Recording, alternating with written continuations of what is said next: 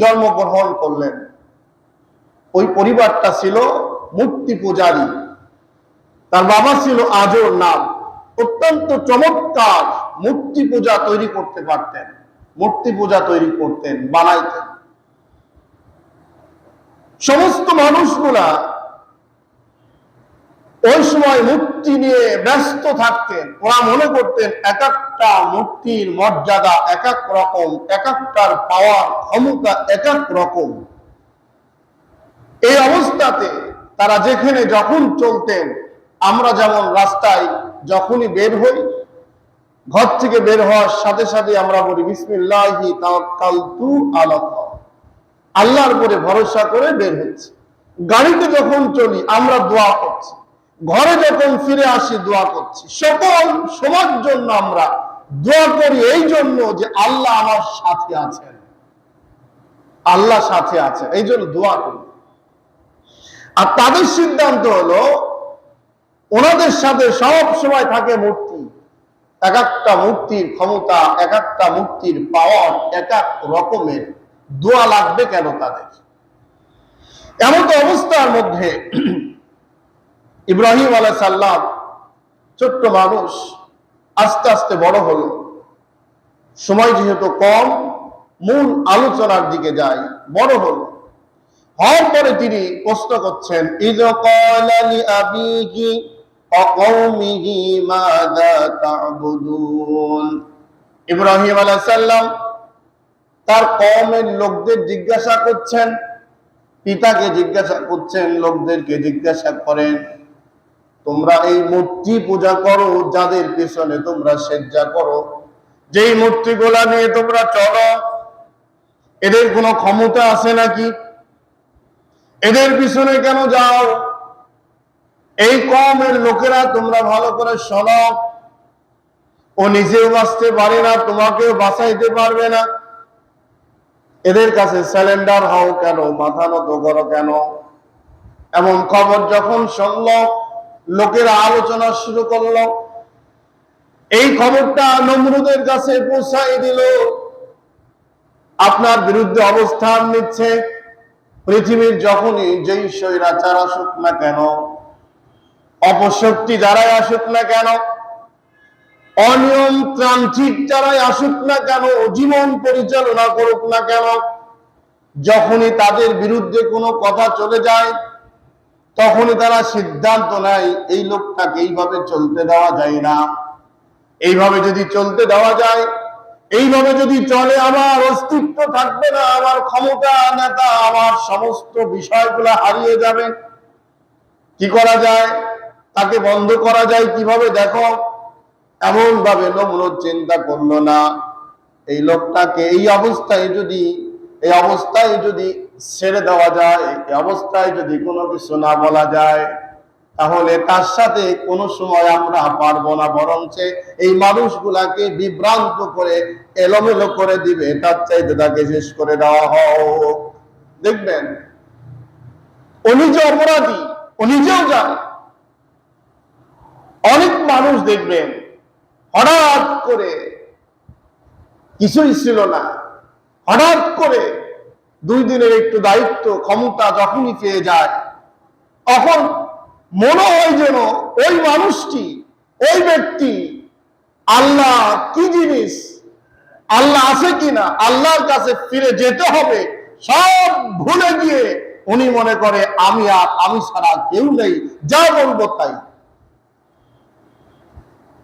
এই মানুষগুলা আদৌ শিক্ষা গ্রহণ করে না, শিক্ষা কোন সমাজ জন্ম নেয় না। ইব্রাহিম আলাইহিস সালাম ওই কওম জাতিকে বললেন না, এটা হতে পারে না। তারা সমস্ত মানুষগুলা বলল, আইফতান আলিহাতান দুনাল্লাহি তুরিদুন। এই মানুষরা, আল্লাহকে বাদ দিয়ে যে মাবুদ বানিয়েছো তোমরা, যার কাছে মাথা নত করো, যে মূর্তি পূজাকে তোমরা সিজদা করো, এই মূর্তি পূজা তোমাকে বাঁচানোর কোনো ক্ষমতা রাখে না। অতএব এই মূর্তি পূজাকে পরিহার করে তোমরা এক আল্লাহর দিকে ফিরে আসো। এমন কথা যখন বলল, এমন কথা শোনার পরে কারো মাথা ঠিক থাকতে চায় না। অপরাধী যারা, শয়তান যারা, যারা হলো লোভী রাষ্ট্রনায়ক, যারা হলো ক্ষমতার লোভে চলে, যারা হলো নিজের অস্তিত্বকে মানুষদেরকে সামনে ফোটাতে চায়, স্থায়ীভাবে দুনিয়ায় যারা জীবন যাপন করতে চায়, পরকালীন জীবনকে ভুলে যায়, আল্লাহ রাব্বুল আলামিন তাদেরকে একটু সময় করে দেয়, দেখি কি করিস, একটু ছেড়ে দেয়। একটু ছেড়ে দেওয়ার কারণে আল্লাহর নাফরমানি করতে করতে মানুষগুলার বিবেকটা মরে যায়, মানুষগুলার এই আত্মা মরে যায়। তখন কোন সময় তার সম্পর্কে ভালো এবং মন্দ কোনো কিছুই বুঝতে তারা পারে না, কিচ্ছু বুঝতে পারে না, ভুলে যায়, অন্ধ হয়ে যায়। আর আলোর দিকে এসে কোরআনের আলো দিয়ে নিজের জীবনকে পরিবর্তন করবে, এটা সম্ভব হয় না। দেখবেন মিরপুরে এরকম অনেক মানুষ রয়েছে। আল্লাহ রাব্বুল আলামিনের এই মানুষটি তারপরে দেখলেন, ফামা যান্নুকুম বিরাব্বিল আলামিন, তাহলে রব্বুল আলামিনের সান্নিধ্য থেকে যারা ফিরে যায়, আল্লাহর বন্দিগি থেকে যারা দূরে সরে যায়, তারা জীবনটাকে বরবাদ করে ফেলে দেয়, ধ্বংসের দিকে চলে যায়। ইব্রাহিম আলাইহিস সালাম, লম্বা একটি আলোচনা। হঠাৎ করে ইব্রাহিম আলাইহিস সালাম বললেন, আল্লাহ, আমি তোমার সান্নিধ্য চাই, তোমার সন্ধানে আমি বসতে চাই। ইব্রাহিম আলাইহিস সালাম নিজেকে পুত পবিত্র করে আল্লাহর সান্নিধ্যে প্রস্তুত হয়ে গেল। আল্লাহর সান্নিধ্য যখন প্রস্তুতি নেয় কোন মানুষ, আল্লাহ দায়িত্ব হয়ে যায় ওই মানুষটাকে আল্লাহর সন্ধান দিয়ে দেওয়া। ইব্রাহিম আলাইহিস সালাম চন্দ্রের দিকে তাকায়, সন্ধ্যা বেলায় আকাশ থেকে অনেক একটা বড় চন্দ্র আলো, একটা জ্যোতি উঠে আসতেছে। ইব্রাহিম আলাইহিস সালাম মনে করেন এটা মনে হয় যেন আমার একটা প্রভু। পুরা আকাশ আলো হয়ে গেল, আবার ডুবে যায়, আর একজন উঠে, এইভাবে একটি একটি করে চন্দ্র, সূর্য, তারা, নক্ষত্র সবগুলাকে সাগরের কিনারে দাঁড়িয়ে বসে সিদ্ধান্ত নেওয়া শুরু করলো। আর বলে, আল্লাহ, তোমার যতক্ষণ পর্যন্ত সিদ্ধান্ত, তোমার খোঁজ না পায়, তোমার সান্নিধ্য না পায়, ততক্ষণ পর্যন্ত এই জায়গা তোমার থেকে আমি ফিরে যেতে চাই না গো আল্লাহ। আল্লাহ রাব্বুল আলামিনের সান্নিধ্য যখন পেয়ে গেল, এখন তিনি বললেন, ইন্নী ওয়াজ্জাহাতু ওয়াজহিয়া লিল্লাযী ফাতারাস সামাওয়াতি ওয়াল আরদা হানিফা ওয়া মা আনা মিনাল মুশরিকিন। ইব্রাহিম আলাইহিস সালাম বললেন, রব্বুল আলামিন, আমি আমার সমস্ত অঙ্গ পতঙ্গ গুলাকে তোমার দিকে রুজু করে দিলাম, আমি ক্যাবলামুখী হয়ে গেলাম, তোমার সামনে হাজির হয়ে গেলাম। আমি নিশ্চিত জানি আসমান এবং জমিনের মালিক, সমস্ত পৃথিবীর মালিক, সারা জাহানের মালিক একমাত্র তুমি ছাড়া কেউ নাই। রব্বুল আলামিন, তোমাকে বাদ দিয়ে যে সমস্ত মাবুদের পিছনে যারা দৌড়ায়, আমি সেদিকেও নাই। সব কিছুকে মুক্ত করে দিও। আতিওয়াল আরদা হানিফা, আসমান এবং জমিনের যিনি মালিক, তার দিকে মুখ ফিরে নিলাম, রুজু হলাম। আতিওয়াল আরদা হানিফা ওয়া মা আনা মিনাল মুশরিকিন, নিশ্চয় রব্বুল আলামিন, আমি মুশরিকদের অন্তর্ভুক্ত নয়। আমি মুশরিকরা যেই কাজগুলা করে সেগুলা করি না। মুশরিক মুক্ত সিদ্ধান্ত নিয়ে রব্বুল আলামিন একমাত্র সবার সামনে হাজির হয়ে গেলাম। সুবহানাল্লাহ। আমার ভাইয়েরা, ইব্রাহিম আলাইহিস সালামের এই সিদ্ধান্ত নেওয়ার কারণে নমরুদ চিন্তা করলেন, একে ভাবে যদি ছেড়ে দেওয়া যায় তাহলে তো গোটা জাতিকে উল্টা পাল্টা করে ফেলে দিবে। সিদ্ধান্ত নিলে তাকে গ্রেফতার করা হলো। গ্রেফতার করে তাকে আগুনের কুণ্ডের মধ্যে ফেলানোর সিদ্ধান্ত নেওয়া হলো।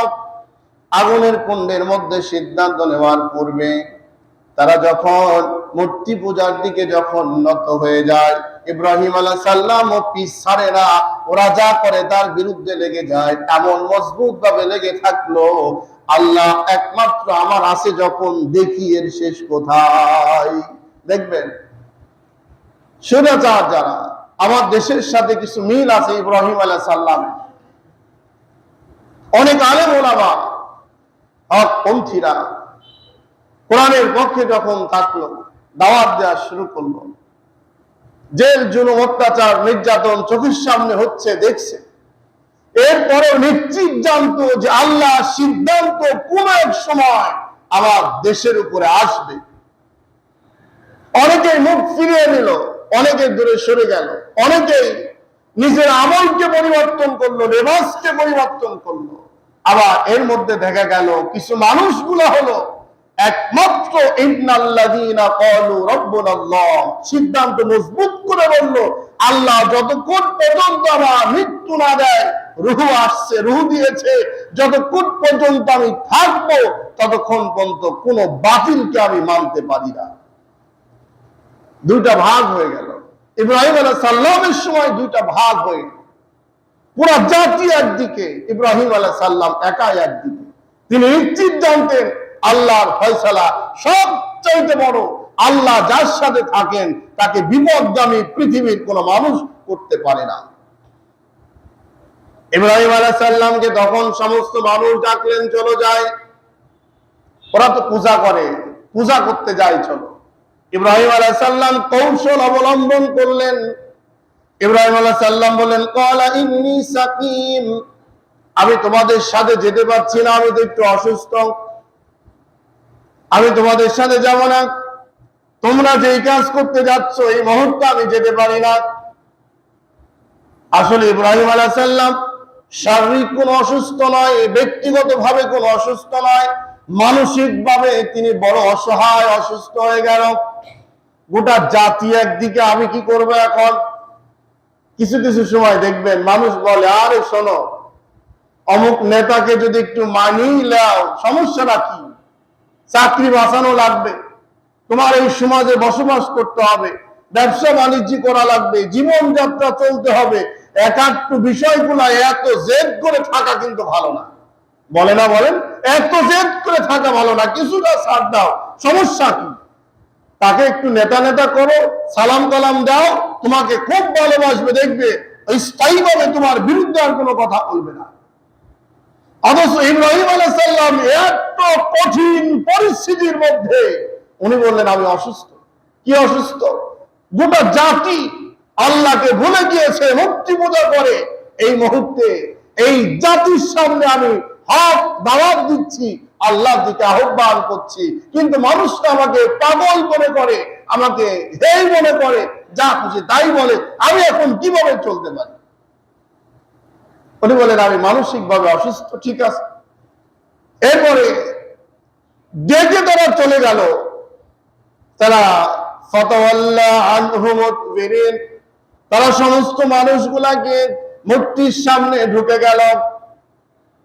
দেখবেন পূজা আছে, তার সামনে খাবার দেয়, বিভিন্ন কিছু দেয়, আর প্রণাম করে, মাথা নত করে, সেজদায় পড়ে যায়, নানান প্রার্থনা করে, দোয়া করে, ইত্যাদি ইত্যাদি বিষয়গুলা।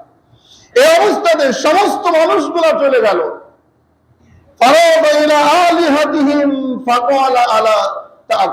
সমস্ত মানুষ ঝুঁকে অবস্থা শুরু করলো। ইব্রাহিম আলাইহিস সালাম আস্তে আস্তে পিছনে পিছনে লেগে থাকলেন। সব মানুষগুলো বেরিয়ে গেল। এবার তিনি ভিতরে ঢুকলেন। ঢোকার পরে ইচ্ছা মতো সমস্ত মূর্তি পূজাগুলাকে তছনছ করে ফেললেন।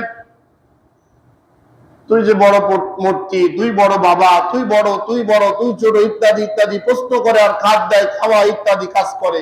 কিন্তু কেউ তো কাজেও বলে না, কথাও বলে না, শুনেও না। ওদের মুরব্বী যিনি ছিলেন, মুরব্বী যা মানতেন, ওনার ঘরে কুড়াল ধুয়ে সমস্ত মূর্তিগুলাকে তছনছ করে এবার তিনি ফাঁকের থেকে তামাশা দেখছেন। পরেক্ষণ ধরে আবার তারা যখন ভিতরে ঢুকলেন, আবার যখন সেজদা করার জন্য প্রণাম নিয়ে গেলেন, তার সামনে নত হওয়ার জন্য গেলেন, মূর্তির খোঁজ খবর যখন তারা নিলেন, এখন দেখতেছেন কি ব্যাপার, এই কাজ করলো কে? এই কাজ তো ইব্রাহিম ছাড়া কেউ করে না, এই কাজ করার মতো কোনো মানুষ নাই, এত বড় সর্বনাশ করলো কে? একজন আর একজনকে বলা বলি করে আর খোঁজাখুঁজি শুরু করে। ইব্রাহিম আলাইহিস সালাম স্বীকার করলেন না, আমি ভাঙছি বা ভাঙি নাই এমন কথা না। উনি বললেন, দীর্ঘদিন পর্যন্ত তোমরা যেই মূর্তি পূজার অনুসরণ করো, প্রভু স্বীকার করো, বলো সব কিছু সে করতে পারে, দেখতে পারে, বিপদ থেকে বাঁচাতে পারে, তার বাস্তব প্রমাণ যিনি হলো মুরব্বী, ও জিজ্ঞাসা করো কারণটা কি। জিজ্ঞাসা করো কারণ কি, ওরাও জানে যে আসলে তো এটা হলো ভুয়া।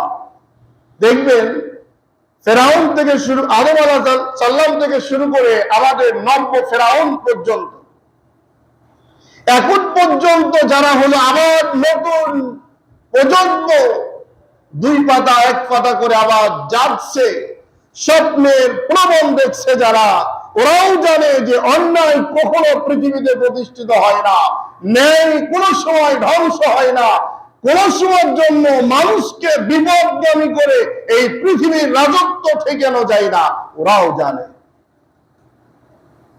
ওরাও জানে। যেমন দেখুন, এই যে বৃষ্টি, প্রচন্ড বৃষ্টি, আল্লাহ যে আছেন, আর কি এই মানুষগুলাকে বোঝানোর জন্য এই বৃষ্টিটা একটা যথেষ্ট পরিমাণ দৃষ্টান্ত হবে কিনা বলেন। আমরা যদি মনে করতাম স্যালো মেশিন দিয়ে জায়গাগুলা ভিজাবো, স্যালো মেশিন কয়টা লাগতো, কত মানুষের হাওয়া বাড়াই যেত, কত পরিশ্রম হতো, এরপরেও দেখা যায় পরিপূর্ণ জায়গা ভিজানো হয় না। ঠিক না বলেন? হয় না। অথচ আল্লাহ রাব্বুল আলামিন আপনি সারা জীবন করলেন, অথচ আল্লাহ রাব্বুল আলামিনের সারা সময় লাগে না। 10 থেকে 15 মিনিট বা আধা ঘন্টা যদি বৃষ্টি দেয়, আমি সারা জীবন যে পরিশ্রম করলাম, আল্লাহ পরিশ্রমের সাথে কাজের সাথে এক কি হবে বলেন? এক হওয়া সম্ভব নয়। কেন? মালিক যিনি, তেনার সম্পর্কে সবচাইতে ভালো জানেন তিনি।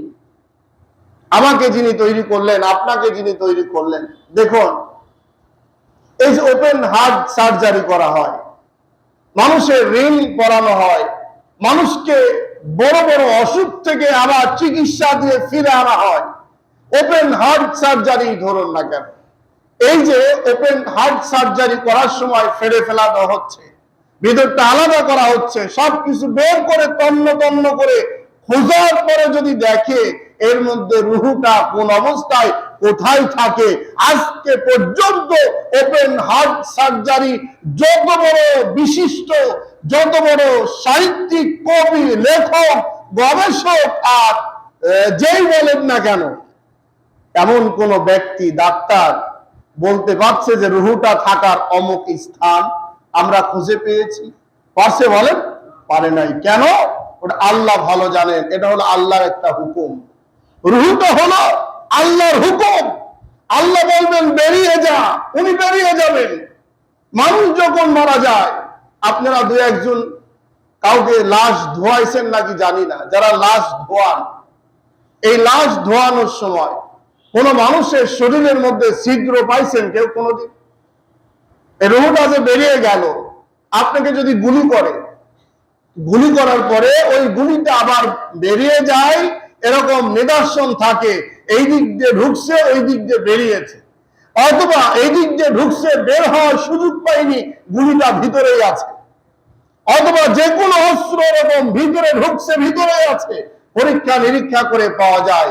বলুন দেখি, আজকে পর্যন্ত যত মানুষ দুনিয়া থেকে বিদায় নিয়ে চলে গেলেন, রুহুটা বেরিয়ে গেল, একটা গুলির মতো, একটা বস্তুর মতো রুহু চলে গেল, কিন্তু রুহু যাওয়ার পরে সেই জায়গায় ক্ষত, গর্ত অথবা চিহ্ন হয়ে আছে, এই দিক দিয়ে বেরিয়েছে, এরকম কি পাওয়া গিয়েছে বলেন? পাওয়া যায়নি। কেন? তার মানে হলো রুহুটা হলো আল্লাহর হুকুম। আল্লাহ অর্ডার করবেন, ভিতরে থাকবেন, আল্লাহ বের হতে বলবেন, বেরিয়ে যাবেন। কোন দিক দিয়ে কিভাবে যাবেন মালিক জানে, আমরা কেউ জানি না। এই জন্য আমরা সারাদিন যতই কষ্ট করি না কেন, আমরা যতই পরিশ্রম করি না কেন, মালিক যদি মনে করে আমার জমিন ভিজানোর জন্য আমি যথেষ্ট, কিভাবে ভিজাবো এটা আমার ব্যাপার, তাহলে সারা জীবন আমরা মাটিকে ভিজানোর জন্য চেষ্টা করেছি, সম্ভব হয়নি। এই যে বৃষ্টি, খোঁজ নিয়ে দেখেন আশেপাশে কোন জায়গায় পানি যায় নাই, সব জায়গায় পানি, পুরো মাঠ ভর্তি, ভিজা ছাড়া শুকনা জায়গা খুঁজে পাওয়া যায় না। আবার প্রচন্ড বৃষ্টি হয়ে গেল, ছোট্ট ছোট্ট ঢেলের নিচে, ঢেলটা হেঁটালে দেখা যায় এখানে পানিও যায়নি, শুকনা, এমন নিদর্শন হয় কিনা বলেন? তার মানে হলো কি, সম্পূর্ণরূপে এই নিয়ন্ত্রণ যিনি করেন তিনি হলো আমার মালিক আল্লাহ। এই জন্য আল্লাহ রাব্বুল আলামিন, আল্লাহকে চেনার জন্য, আল্লাহকে বোঝার জন্য, আল্লাহকে পাওয়ার জন্য কোথাও যাওয়ার প্রয়োজন নেই। আপনি আপনার থেকে, আপনার পায়ের তালু থেকে মাথার চুল পর্যন্ত যদি আপনি একটু চিন্তা ভাবনা করেন, আপনার আল্লাহর পরিচয় পাতে বেশি সময় লাগবে না। লাগবে কিনা বলেন? হবে কিনা? পাবেন কিনা? আর যদি আপনাকে সারাদিন বোঝা, এই যে আমরা ওয়াজ করছি সারাদিন বোঝানো, কিছু মানুষের কলিজায় হিট লাগে, কিছু মানুষ কষ্ট পায়, কিছু মানুষের শান্তি পায়, কিছু মানুষ রাস্তার সন্ধান পায়, কিছু মানুষ আবার গুমরাহে পরিণত হয়ে যায়। মাঝে মাঝে কেউ কেউ এজন্যই বলে, কথা আলোচনার মধ্যে নমনীয় নাই, কর্কশ ভাষা, কলিজায় হিট লাগা কষ্টের কারণ হয়ে যায়। আসলে কষ্টের কারণ তো মুমিনদের হতে পারে না। শিরক, বেদাত, হারাম, জায়েজ নাজায়েজ সব কাজগুলা করে মানুষকে খুশি করতে চাবেন আর খুশি করবেন, আর আপনি বলবেন এগুলো আমার বিরুদ্ধে যায়। যেইগুলা বিরুদ্ধে যায় সেইগুলার থেকে পরিবর্তন হয়, আপনার সুন্দর, কষ্ট আর লাগবে না, তৃপ্তি মনে হবে, শান্তি পাওয়া যাবে। ঠিক না বলেন? আলোচনা তো কোরআনের শান্তিরই হওয়ার কথা, কিন্তু কষ্ট লাগছে কেন? ইব্রাহিম আলাইহিস সালামকে আমরা অনুসরণ করছি। এবার ইব্রাহিম আলাইহিস সালাম সব যখন শেষ, এবার তারা সিদ্ধান্ত নিল ঝামেলাকে বিদায় করতে হলে আর তো সুযোগ নাই, সব তো শেষ করলো। মুক্তি তো আর কথা বলতে পারে না, মুক্তি বলবে কিভাবে যে কে ভাঙলো, কে কি করলো? নিশ্চিত হয়ে গেল তারা ইব্রাহিম ছাড়া এই কাজ আর কেউ করে না। তাহলে কি করা যায়? এবার সিদ্ধান্ত তারা নিল ইব্রাহিম আলাইহিস সালামকে, এবার ইব্রাহিম আলাইহিস সালাম আসার থেকেই পরীক্ষা শুরু হয়ে গেল। পরীক্ষা নিজের শেষ মুহূর্ত পর্যন্ত পরীক্ষায় চলছে। এমন কোন পরীক্ষাতে কোন নবী ফেল মারছে এর কি রেকর্ড আছে বলেন? কোন নবী রেকর্ড ভাঙে নাই। কোন নবীকে আল্লাহ রাব্বুল আলামিন ফেল করার নাই, কিন্তু ফেল করি হলো আমরা। ফেল তো করি আমরা পরীক্ষা দিতে, লিখতেও শিখি নাই, পড়িও নাই, জীবনও পাই নাই।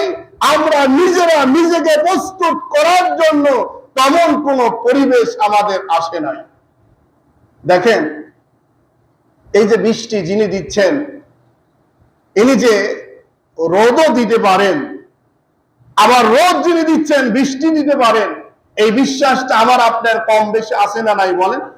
আছে ঠিক, কিন্তু বৃষ্টির কারণে মুসল্লি কম কেন? যারা বিশ্বাস অন্তরের মধ্যে আছে, ওই ব্যক্তি কি জানে না যে আজকে জোহরের নামাজ, জুম্মার নামাজ আমার জন্য ফরজ? আল্লাহর ডাকে সাড়া দিয়ে আমাকে মসজিদে যেতে হবে, নামাজ পড়তে হবে, আল্লাহর হুকুম মেনে আমাকে চলতে হবে, আল্লাহর কাছে জবাব দিতে হবে আমার। ওনার কি জানা নাই বলেন? জানে। হঠাৎ করে মনে করুন, আজকে যেমন আমাদের মুসল্লি ভাই আমিনুল ইন্তেকাল করলেন, এখন বলুন ভক্তবিন্দু, আত্মীয় স্বজন যারা আছে, যেখানে যে অবস্থা আছে, সব মানুষগুলো এক চাইতে বেশি যদি বিকট বৃষ্টি নেমে আসে, বৃষ্টি শুরু হয়, এর মধ্যেও অনেক কবর যখন খোঁড়া হয়, কবরের মধ্যে থেকে পানি ওঠে না বলেন? পানি ছেঁকে ফেলা দেওয়া হয়, ভিতরে কলা গাছ দেওয়া হয়, বালু দেওয়া হয়, অথবা কোনো কিছু দিয়ে পানি ওটা কিন্তু বন্ধ হয়নি, পানি ছেঁকছেন, ফেলে দিয়েছেন, আপাতত কিছু দিয়ে ওর পরে লাশটা রেখে যত দ্রুত সম্ভব দাফন কাফন করে চলে আসতেছেন। এরকম হয় কিনা বলেন? হচ্ছে। আমার জীবনে, আপনার জীবনে হতে পারে কিনা? আচ্ছা বলেন, এই যে মারা গেলেন আর বৃষ্টি, কবরের পানি, রোদ, গরম ইত্যাদি কিছু মানছে না, আপনাকে রাখার জন্য এই পৃথিবীতে একজন ভালোবাসার মানুষ আর খুঁজে পাচ্ছেন না আপনি। সত্য কিনা বলেন? যদি থাকতো তাহলে বলতো, দেখো এই বৃষ্টির মধ্যে তোমাদের ভিজা দরকার নাই, কবর থেকে যেহেতু পানি উঠছে আমি এই পানির মধ্যে থাকবো। এটা হতে পারে না। আমার স্বামীকে, আমার বাবাকে, আমার আপনজনকে, আমার বন্ধুকে, আমার মহব্বতের মানুষকে যতক্ষণ পর্যন্ত পানি না শুকায় ততক্ষণ পর্যন্ত আমি নিয়ে থাকতে চাই। অতএব এই বিপদের মধ্যে আমি তাকে ফেলে দিতে চাই না। দেখেন তো এরকম কে আছে? আছে কেউ বলেন? কেউ নাই। তার মানে হলো কি? তার মানে হলো আমিও জানি, আমিও বুঝি, আমি সব বোঝার পরে আল্লাহর হুকুমটাকে বুড়া আঙ্গুল দেখায়।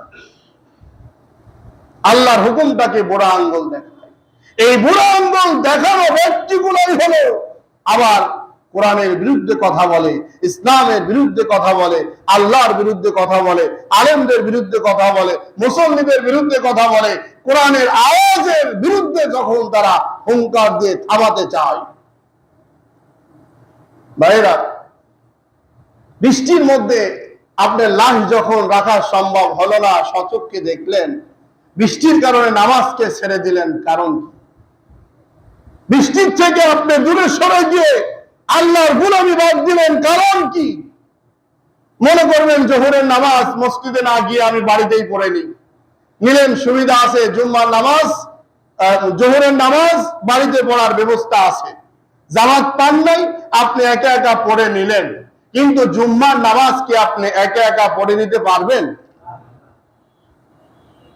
তাহলে আপনি বাদ দিলেন কেন? বাদ দিয়েছেন এজন্য ভাইয়েরা, ইব্রাহিম আলাইহিস সালামের যে জীবনী আমরা আলোচনা করছি বা আমরা জানি, কঠিন পরিস্থিতির মধ্যে দিয়ে পরীক্ষা চলছে, শেষ হয়নি। এবার তাকে সিদ্ধান্ত নেওয়া হলো আগুনের মধ্যে পোড়ায় জ্বালিয়ে তাকে শেষ করে দেওয়া হোক। দেখি তার ঠেকায় কিভাবে। ইব্রাহিম আলাইহিস সালাম ওই সময় তাকে বুদ্ধি দেওয়ার কেউ ছিল না, যে পক্ষের লোক লেওয়ারও কেউ ছিল না, তার গোষ্ঠী বংশ সবই তো আলাদা। তার বাপ পর্যন্ত মূর্তি বানাতো। বাপের চাইতে বড় মহব্বতের মানুষ পৃথিবীতে আর কি আছে বলে? কেউ আছে বলে? সেই বাপ মূর্তি পূজা বানাতো, ইব্রাহিম আলাইহিস সালামের বিরুদ্ধে অবস্থান নিত, এক একটা মূর্তির ক্ষমতা এক এক রকম মনে করত। তাহলে কি হলো? সেই ইব্রাহিম আলাইহিস সালামকে আগুনের মধ্যে দিয়ে জ্বালানো হবে, পোড়ানো হবে। এরপরেও এত বড় কঠিন পরিস্থিতির মধ্যে ইব্রাহিম আলাইহিস সালাম একবারের জন্য বললেন না, ও আমার জাতিরা, আমার কওমের লোকেরা, অন্তত আমি এখন এই মুহূর্তে তোমাদের কাছে স্যালেন্ডার করলাম। বলছিল? বলেন তো কেউ? বলছিল? বলে নাই। কেন? উনি বিশ্বাস অটল নিয়ে দাঁড়িয়ে পড়ল।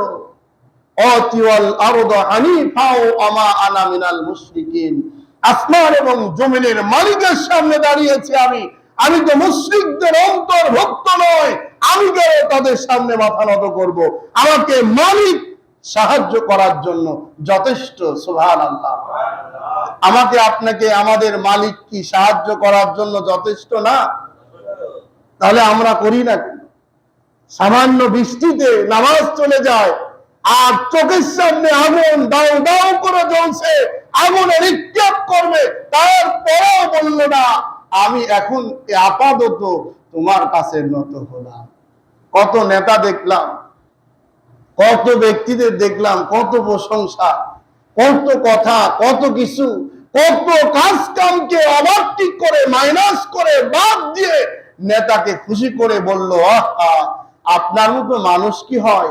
আবার নেতাও চাই থাকে আমাকে বেশি বেশি সালাম করুক, আমাকে নেতা নেতা করুক, ডাকুক, আমাকে ফুলের শুভেচ্ছা জানাক। আমাকে নেতা মনেই করে না, মনের মধ্যে ক্ষোভ, গুসা, রাগে ফেটে পড়ে যখন বলে আমার নেতা চরিত্র ফুলের মতো পবিত্র, 3 হাত লম্বা হয়ে দাঁড়িয়ে বলে, ভাইরা আমার, আমি তোমাদের জন্য আছি। আছে না নাই বলেন? ভাইরা, করে লাভ?